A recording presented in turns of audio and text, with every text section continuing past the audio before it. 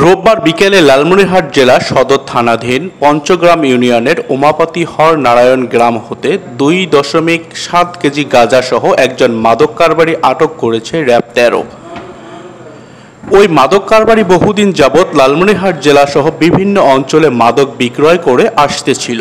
গোপন সূত্রের ভিত্তিতে তার ওপর সার্বক্ষণিক নজরদারি এর মাধ্যমে র্যাব 13 রংপুরের চৌকস অভিযানিক দল ওই মাদক কারবারিকে শনাক্ত করতে সক্ষম হয় এবং কারবারি শাহজাহান মিয়া 23, পিতা আব্বাস আলী, শাকিন, আফজালনগর থানা লালমনিরহাট সদর, জেলা লালমনিরহাটকে আটক করে।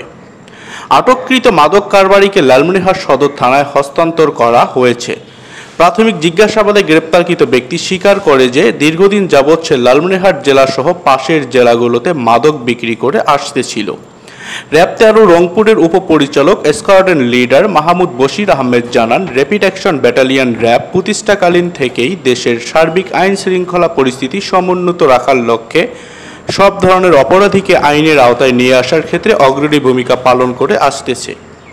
র্যাব নিয়মিত অস্ত্রধারী সন্ত্রাসী, সংঘবদ্ধ অপরাধী, অপহরণকারী, ধর্ষণকারী, মাদক ছিনতাইকারী, ডাকাত সহ নিষিদ্ধ ঘোষিত জঙ্গি সংগঠনের বিরুদ্ধে ব্যাপক অভিযান চালিয়ে আসতেছে।